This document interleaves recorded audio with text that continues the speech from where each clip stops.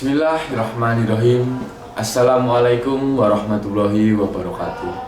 Alhamdulillah, assalatu wassalamu ala rasulillah wa ala alihi wa sahbihi wa mawalah. Asyhadu alla ilaha illallah wa asyhadu anna muhammadar rasulullah. Allahumma sholli ala sayyidina Muhammad wa ala ali sayyidina Muhammad. Sholawat berbingkaikan salam mari kita hadiahkan kepada Nabi Khatamul Anbiya, Nabi Muhammad Sallallahu Alaihi Wasallam. Semoga dengan rajinnya kita berucap Allahumma sholli ala Sayyidina Muhammad, kita akan mendapatkan pertolongan beliau di hari akhir nanti.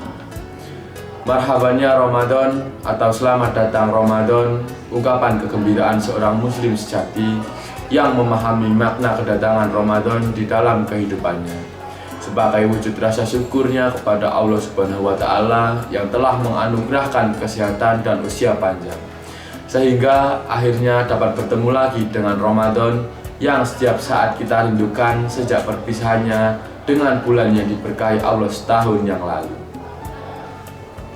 Seorang muslim dan mukmin yang taat kepada Robnya tahu betul akan makna kedatangan Ramadan di dalam hidupnya. Lantaran di bulan yang suci dan dimuliakan Allah Subhanahu wa Ta'ala dengan turunnya Al-Quran di bulan tersebut, kita memiliki peluang dan kesempatan untuk meraih pahala sebanyak-banyaknya dengan hanya menunaikan amal yang jumlahnya sama dengan yang kita tunaikan di bulan-bulan yang lain. Sebagaimana dalam firman Allah Subhanahu wa Ta'ala yang artinya, sesungguhnya kami telah menurunkan Al-Quran pada malam kemuliaan. Dan tahukah kamu apakah bulan kemuliaan itu? Malam kemuliaan itu lebih baik daripada 1000 bulan. Pada malam itu turun malaikat-malaikat dan malaikat Jibril dengan izin Tuhannya untuk mengatur segala urusan.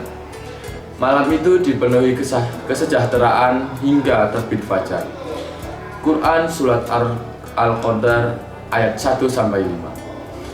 Dan tentang diturunkan Al-Quran tersebut secara tegas dinyatakan Allah Subhanahu wa Ta'ala, bulan Ramadan, bulan yang di dalamnya turun permulaan Al-Quran. Quran Surat Al-Baqarah ayat 185. Dalam riwayat kehidupan para hamba Allah yang terdahulu, yang kehidupan mereka dipenuhi dengan ketaatan kepada Allah Subhanahu wa Ta'ala, ada disebutkan bahwa ketika Ramadan akan tiba, maka mereka pun sibuk mandi, membersihkan diri dan berhias dengan pakaian yang paling bersih dan cantik yang mereka miliki. Dan ketika kepada mereka ditanyakan mengapa mereka berbuat sesuatu yang belum pernah mereka lakukan sebelumnya, maka mereka berkata, apakah aku patut menyambut tamu yang sangat terhormat yang diberkahi Allah Subhanahu wa Ta'ala dengan segala kemuliaan dan keberkahan? Bukankah kita akan mendapatkan sesuatu yang akan kita dapatkan di bulan atau hari yang lain selain dari apa yang diberikannya di dalam Ramadan? Bagi orang-orang beriman yang yakin betul akan kemurahan Robnya Allahu Azza wal Jalla, tak ada suatu alasan yang dapat dikatakan untuk menyebutkan Ramadan itu sebagai bulan yang akan mengurangi aktivitas sehari-hari mereka, lantaran harus menjalankan ibadah puasa. Sebab kewajiban-kewajiban hidup yang mesti dilaksanakan tidak hanya berbentuk ibadah yang secara khusus yang selama ini kita kenal dengan apa yang diperintahkan Allah Subhanahu wa Ta'ala dan Rasul-Nya untuk kepentingan akhirat. Akan tetapi ibadah juga dapat berarti menjalankan kewajiban-kewajiban untuk dan atas sesama manusia atau mau malah yang sejalan dengan ketentuan agama Islam yang disyariatkan Allah Subhanahu wa Ta'ala. Dan selama kewajiban tersebut dijalankan dengan baik, maka ia akan berhak atas pahala dan balasan Allah Subhanahu wa Ta'ala. Bahkan saking maha pemurahnya Allah Subhanahu wa Ta'ala kepada hambanya yang taat, aktivitas tidur di bulan Ramadan pun mendapatkan pahala yang berlipat ganda. Selama tidur itu dilaksanakan untuk menjaga kesucian puasa dan tidak meninggalkan kewajiban yang lain. Jadi dengan demikian pantaslah kita mengucapkan marhabannya Ramadan, keberkahan di bulan suci Ramadan dan kegembiraan atas kedatangannya. Dan tentu saja kita akan memanfaatkan peluang untuk memperoleh rahmat dan nikmat yang besar yang telah disediakan Allah Subhanahu wa Ta'ala. Selain itu, pada bulan ini umat Islam diwajibkan menjalankan ibadah puasa selama 1 bulan, di mana umat muslim harus mengendalikan hawa nafsu, menahan haus, lapar mulai waktu sahur atau subuh hingga tibanya waktu berbuka puasa saat azan maghrib dikumandangkan. Bulan ini juga diketahui memberikan banyak berkah. Karenanya umat muslim bisa mendapatkan berkah bulan Ramadan dengan amalan-amalan yang sederhana. Salah satunya adalah dengan mengucapkan zikir atau bersedekah. Hal ini tampaknya sederhana, tapi ganjarannya yang diterima bisa berlipat-lipat ganda dibandingkan dengan bulan-bulan lainnya. Karena tak heran, di bulan Ramadan umat Islam disarankan untuk meningkatkan ibadah. Berlipatnya berkah bulan Ramadan dan pahalanya membuat umat Islam berlomba-lomba untuk berbuat kebaikan demi mengharapkan pahala yang besar darinya. Selain itu, bulan Ramadan juga menjadi waktu yang tepat untuk saling memaafkan satu sama lain. Namun, tidak hanya disambut dengan hati penuh sukacita, niat amalan tersebut perlu diiringi dengan doa yang agar bisa diterima. Doa tersebut adalah Allahumma sholli illa Ramadana wa salimi illa Ramadana wa salamu min mutaqabbalan, yang artinya, ya Allah, antarkanlah aku hingga sampai Ramadan dan antarkanlah Ramadan kepadaku dan terimalah amal-amalku di bulan Ramadan.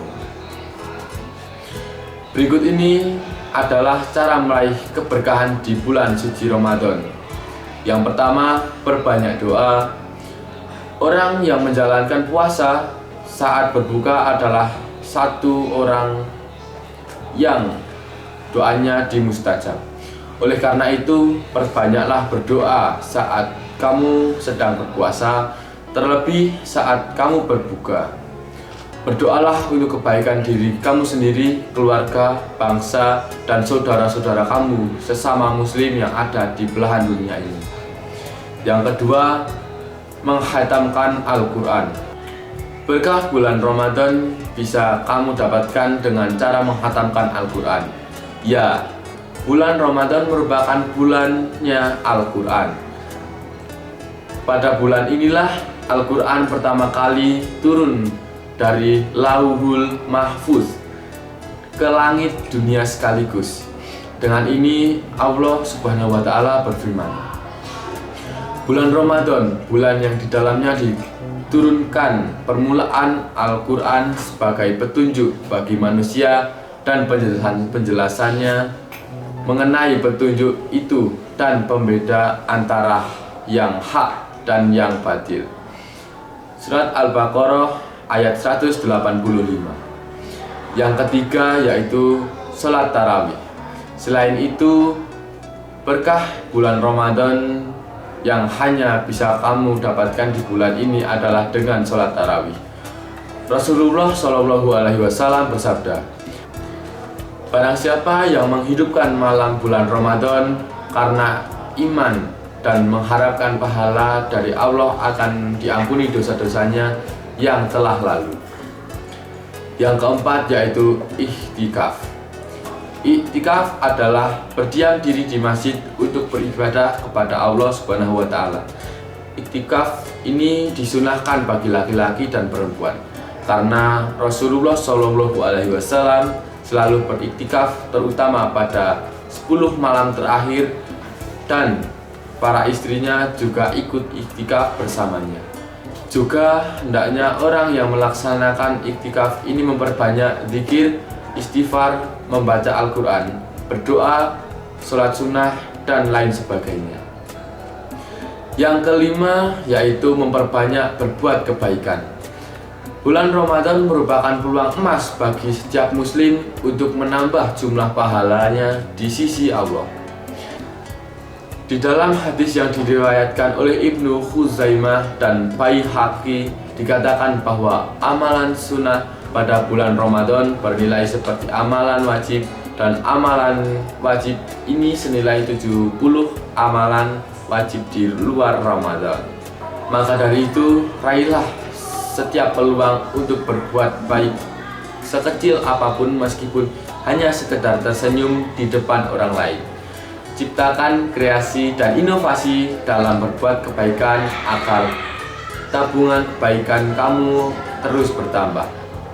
Yang keenam yaitu bersedekah. Rasulullah Shallallahu Alaihi Wasallam bersabda, sebaik-baiknya sedekah adalah sedekah pada bulan Ramadan. Ibnu Abbas berkata, Nabi Muhammad SAW adalah orang yang paling dermawan di antara manusia. Kedermawanannya meningkatkan saat malaikat Jibril menemui setiap malam hingga berakhirnya bulan Ramadan. Lalu Nabi membacakan Al-Quran di hadapan Jibril. Pada saat itu kedermawanannya Nabi melebihi angin yang berhembus. Dan pada akhir bulan Ramadan Allah mewajibkan kepada setiap muslim untuk mengeluarkan zakat fitrah sebagai penyempurnaan puasa yang dilakukan. Yang ketujuh, memberi buka puasa. Berusaha untuk memberikan makanan untuk berbuka puasa bagi mereka yang berpuasa, walaupun hanya seteguk air ataupun sebutir kurma. Maka sebagaimana sabda Rasulullah yang berbunyi, barang siapa memberi iftar untuk berbuka orang-orang yang berpuasa, maka baginya pahala seperti orang yang berpuasa tanpa dikurangi sedikit pun. Hadis riwayat Bukhari Muslim. Akhir kata, sampailah ceramah saya pada bagian penutup. Sebagaimana tidak ada daging yang tidak retak, apa yang saya sampaikan tadi juga pasti tidak luput dari kekurangan dan kesalahan. Saya meminta maaf dan kepada Allah saya memohon ampun. Subhanakallahumma wa bihamdika asyhadu alla ilaha illa anta astaghfiruka wa atubu ilaik. Wassalamualaikum warahmatullahi wabarakatuh.